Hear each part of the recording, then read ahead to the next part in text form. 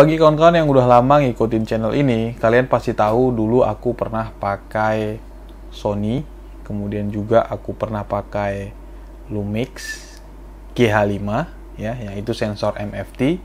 Sekarang aku beralih ke Lumix juga S5, tapi ini yang full frame ya. Nah, di sini di video kali ini aku juga mau jelasin kenapa aku milih S5, kenapa aku nggak pilih Sony A7 III atau A7C gitu ya, atau pilih kamera lain gitu ya. Dan pilihan-pilihan lensa yang udah aku beli sekarang apa aja, aku mau ceritain sama kalian dan alasan-alasannya. Tonton terus sampai habis.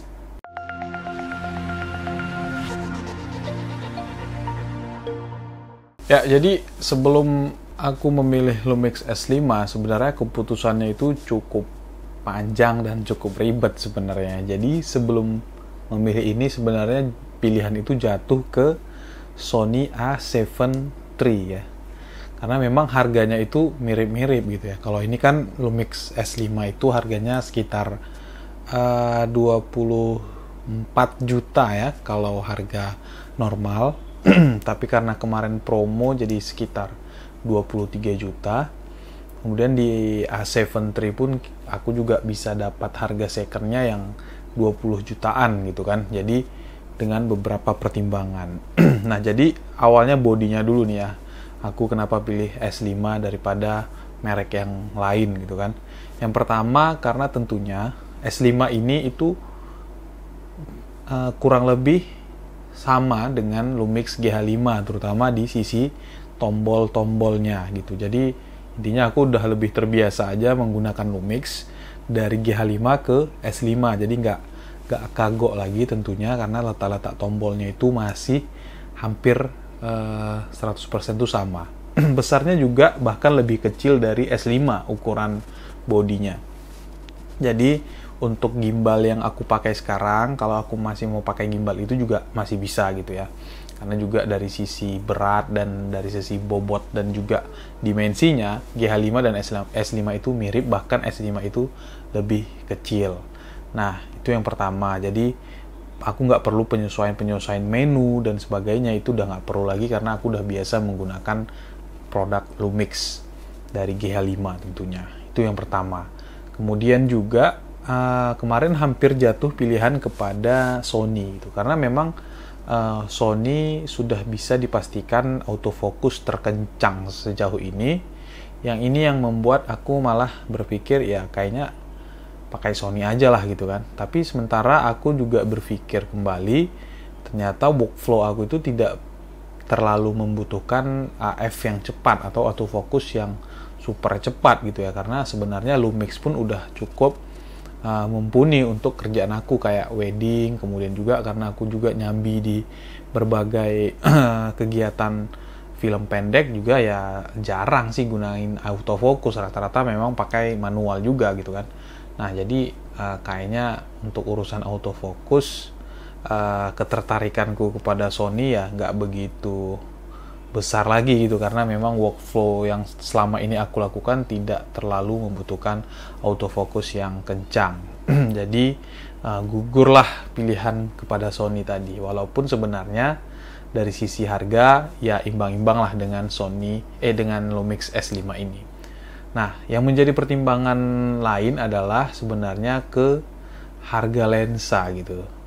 Nah, ternyata aku pikir awalnya Sony itu di level high end-nya dia punya lensa-lensa yang lebih affordable, artinya lebih harganya lebih masuk akal gitu kan. Ternyata enggak juga gitu. Jadi setelah aku searching harga-harga lensa Sony, ya baik itu yang third party atau lensa yang memang merek Sony-nya, ternyata ya harganya juga kayak gitu-gitu juga gitu. Ya sama-sama mahal, intinya di atas 10 jutaan gitu kan. Nah, kalau Lumix kan juga udah dipastikan mahal karena memang ini kerjasama dengan dengan Leica ya. Jadi kayak mountingnya aja kan udah L-mount. Jadi artinya ini termasuk industri yang baru bagi Lumix. Jadi lensa-lensanya juga ya baru-baru semua, baru-baru dikeluarin ya. Kalau yang Pro-nya itu ada Lumix S Pro.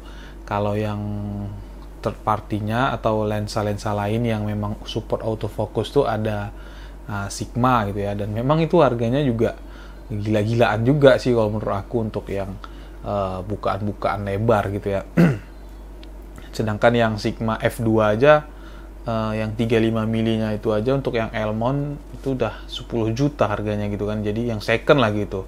Nah jadi aku kira tadinya Sony itu harganya ya lebih murah lah gitu kan, ternyata enggak, untuk pilihan lensanya ya sama aja gitu kan.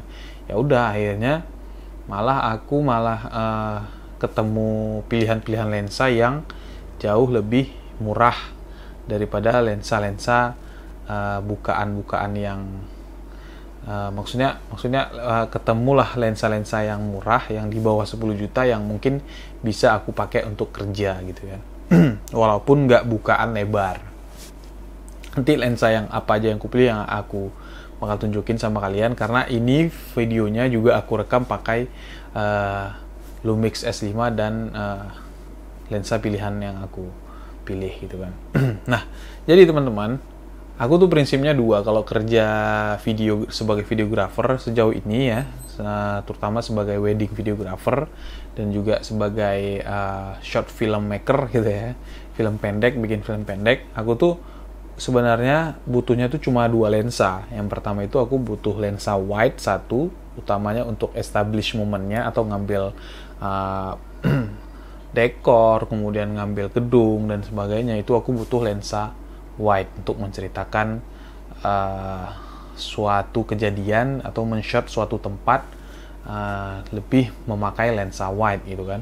Nah, jadi itu aku harus punya nih lensa wide satu, kemudian juga aku juga harus punya lensa portrait satu ya. Jadi lensa portrait itu yang biasa aku pakai sih sebenarnya 50 mili di full frame, atau di MFT-nya itu 25 mili, atau di APS-nya di 35 mili. Nah, tapi ternyata di lensa L-mount ini ada pilihan lensa Sigma 45 mili, teman-teman. Nah, lensa 45 mili ini harganya itu masih masuk akal. Jadi secondnya itu harganya sekitar 3,7 juta sampai 4 jutaan. Kalau barunya mungkin sekitar 6 sampai 7 juta ya kalau nggak saya salah ingat. Jadi aku memilih lensa Sigma 45 mili. Nah, tapi dia bukaannya hanya f2.8. Nah, seperti ini teman-teman. Nah, lensa ini harganya itu aku dapat second itu 3,8 juta. Masih mulus tapi no box ya. Ya nggak ada masalah sih. Ya memang harganya ya cukup murah menurut aku karena ini memang Sigma juga. Tapi ya karena bukannya f2.8, jadi ini sebenarnya sama aja hasil bokehnya itu ke lensa MFD aku dulu yang 25 mili f1.4 gitu kan. Ya udah sama aja, jadi bokehnya juga nggak nambah bokeh, tapi juga tapi hanya mengurangin focal length gitu. Jadi 45 mili ya lebih lebar lah sebenarnya daripada 25 mili di MFT, karena 25 mili MFT kan masuknya di 50 mili full frame kan, tapi ini beda 5 mili aja lebih sedikit wide. Tapi setelah aku pakai untuk harian ya, 45 mili dengan bukaan 2.8, entah kenapa emang rasanya itu lebih bokeh sebenarnya daripada 25 mili 1.4-nya di MFT. Padahal sebenarnya secara hitung-hitungan harusnya sama sih bokehnya. Tapi karena nggak tahu juga apa karena memang ini beda lensa ya, ini karena Sigma juga dan bodinya juga beda sensor, yang sana MFT, yang ini full frame. Menurut aku ini lebih bokeh daripada 25 mili f1.4 di MFT. Jadi 2.8-nya full frame ya tetap lebih bokeh sih kalau menurut aku, karena untuk pemakaian harian aku sejauh ini ngetes cukup oke lah. Gimana yang f1.4 atau yang duanya ya, yang F2 atau yang 1.4 atau 1.2 lagi ada lagi. Nah, itu pasti lebih ganas lagi bokehnya. Itu yang pertama. Aku pilih lensa ini juga tentunya karena ini kecil, teman-teman. Nah, jadi di Sigma itu ada kode DGDN ya. DGDN ini emang dibuat untuk mirrorless dan full frame. Jadi dia emang didesain tuh harusnya sih lebih kecil daripada lensa untuk DSLR gitu ya, daripada yang khusus untuk mirrorless. Jadi aku senang dengan lensa-lensa Sigma yang focal lengthnya aneh-aneh ini, karena setahu aku nih yang aneh kayak gini nih di 24 kalau nggak salah, di 24 milinya di f3.5 ya, agak besar bukannya, tapi itu pun harganya juga lumayan mahal, sekitar 6-7 juta secondnya. Kemudian juga yang ini 45 mili, dan satu lagi ada yang 65 mili. Nah, jadi focal length-nya itu agak aneh dari kebiasaan, karena dia kayaknya ada di posisi yang lebih murah daripada lensa Sigma dengan focal length yang umum, seperti yang 50, yang 35, kemudian yang 20 gitu kan. Nah, itu bukaan-bukaan lebar gitu. Jadi kayaknya punya segmen tersendiri. Dia sengaja nih nyiptain yang bukaan yang lebih sempit dari biasa, yang f2 atau f1.4. Dia bikin yang f2.8 tapi harganya jauh lebih murah, dengan kualitas yang cukup baik juga sih kalau menurut aku, dengan material yang cukup oke. Ini f2.8. Nah, jadi aku mutusin buat beli lensa ini untuk awal ya, tapi kemungkinan nanti next ke depan aku pengen coba yang f.2 ya, itu mungkin yang 35 mili. Aku pengen yang f.2 atau yang 65 milinya ada f.2 juga setahu aku. Nah, kemudian untuk yang wide, karena yang wide ini sebenarnya sih intensitas aku pakai lensa wide itu nggak terlalu sering sebenarnya, karena cuma untuk ngambil dekor di wedding atau gedungnya. Kemudian juga kalau di short film juga ngambil establish momennya, kemudian ngambil situasi-situasi yang ada di cerita tersebut. Jadi aku biasanya pakai lensa wide, dan itu sebenarnya nggak terlalu sering gitu. Jadi rasanya sayang aja kalau aku pakai lensa wide yang lebih mahal dari ini, tapi aku makainya nggak terlalu sering ya. Kayaknya sayang gitu kan. Akhirnya aku mutusin untuk coba cari lensa third party lain yang autofocusnya nggak jalan, artinya manual fokus. Nah, biasanya sih lensa third party manual focus lebih murah, tapi ternyata yang merek Voigtlander ya, ada merek third party-nya Voigtlander itu mahal juga, bro. Nah, akhirnya aku cari-cari, ternyata ketemu merek TT Artisan. Nah, TT Artisan ini lensa wide-nya itu yang untuk L mount itu ada di 21 mili, plus bukaannya ternyata lebar f1.5. Inilah yang sedang aku pakai sekarang. Ini aku lagi pakai di bukaan f1.5 di focal length 21 mili. Inilah hasilnya. Dan sementara ini background belakang ini sebenarnya nggak terlalu jauh nih backgroundnya, tapi kelihatan blur gitu ya, agak blur karena itu f1.5.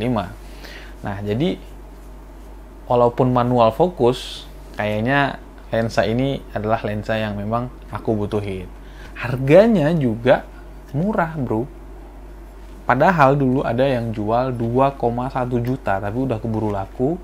Akhirnya aku cari-cari lagi second, dapatnya ada yang jual 2,5, tapi akhirnya nggak jadi beli itu karena aku ngelihat yang baru lagi ada cashback di marketplace. Itu harganya itu 3,5 juta, tapi itu cashback sampai hampir 400.000. Jadi ya 3 juta lebih lah gitu ya, 3 juta 100-an. Jadi aku pikir-pikir ya daripada beda 500.000 ya udahlah ambil baru aja gitu kan. Ya udah, jadinya aku ngambil lensa TT Artisan 21 mili. Sejauh ini aku coba, ini oke sekali lensanya, bro. Tapi kelemahannya berat. Nah, lensanya itu kayak ini sih sebenarnya berat nih, ini yang Sigma f2.8, tapi yang 21 ini itu lebih berat, jauh lebih berat. Nanti aku bakal bikin review khusus lensa 21 mili ini TT Artisan, dan juga Sigma f2.8 focal length 45 ini. Aku bakal bikin review khusus sendiri-sendiri masing-masing lensa ini, juga body S5. Tapi ini aku ngobrolnya secara keseluruhan kenapa aku milih lensa kemudian juga body seperti ini. Nah, jadi di TT Artisan ini juga selain yang wide, ternyata ada juga yang harganya sama, 3.500.000 yang barunya, di focal length 50 mili di f1.4. Nah, jadi sebenarnya bagi teman-teman yang memang pure mainnya itu manual, kayaknya untuk pilihan lensa TT Artisan ini bisa menjadi pilihan yang cukup bagus lah bagi teman-teman, karena memang hasilnya oke teman-teman. TT Artisan ini juga sama sih perusahaannya, sama kayak Seven Artisan, tapi ini lebih premium lah nih pembuatannya, karena ya harganya juga lumayan sih sebenarnya 3 jutaan gitu kan, tapi ya masih affordable sekali, masih sangat wajar sekali harga lensanya daripada kita pilih lensa Sigma misalnya, atau bahkan lensa Lumix S Pro nya itu ya harganya terlalu tinggi gitu kan. Jadi lebih bagus untuk awal startup pakai lensa ini juga udah oke, asal teman-teman tidak terlalu fokus kepada autofokusnya, karena ini memang manual fokus. Jadi kalau teman-teman budget lensanya itu nggak begitu besar, 3 juta aja itu udah dapat lensa wide satu yang 21 mili, satu lagi yang 50 f1.4. Nah, tapi karena saya lensa f2.8 ini saya butuh memang untuk autofocus juga, karena memang selain untuk wedding saya juga butuh untuk beberapa pemakaian harian lah ya gitu, yang mana autofocus juga cukup membantu bagi saya. Jadi lensa yang sering saya pakai biasanya sih saya butuh autofocus, makanya jarang saya pakai manual fokus. Tapi karena lensa wide itu agak jarang dipakai, jadi saya pakai yang manual aja, nggak ada masalah kalau workflow saya ya. Nah, jadi teman-teman, itu sih alasan saya kenapa saya pilih lensa ini, kemudian juga kenapa saya pilih Lumix S5. Dan saya dapat harga Lumix S5 ini lumayan murah ya, karena kemarin kan lagi promo Agustusan, itu saya dapat harga 23.500.000, kemudian cashback sampai 700.000. Jadi harganya 23,8 saya dapat. Sementara harga secondnya orang pada buka itu 23. Kemudian kalau yang udah pakai 1 tahunan itu udah bisa 21 juta lah gitu. Jadi rata-rata sih 22, 23 orang jual secondnya, karena memang harga aslinya itu 25 juta teman-teman. Nah, jadi kebetulan kemarin karena lagi promo, ya udah aku ngambil yang promonya aja, tapi dapat body baru. Nah, mungkin itu teman-teman cerita aku kenapa aku pilih Lumix S5. Dan jujur ini belum lama aku pakai, jadi masih pakai ngetes saja. Dan nanti aku akan bakal buat video khusus Lumix S5 sendirian, kemudian juga Sigma f2.8 ini, dan terakhir juga TT Artisan 21 mili. Terima kasih teman-teman yang udah menonton. Silahkan subscribe bagi yang belum. Silahkan tulis di kolom komentar untuk berdiskusi lebih lanjut tentang pilihan-pilihan kamera kalian. Terima kasih. Wassalamualaikum warahmatullahi wabarakatuh.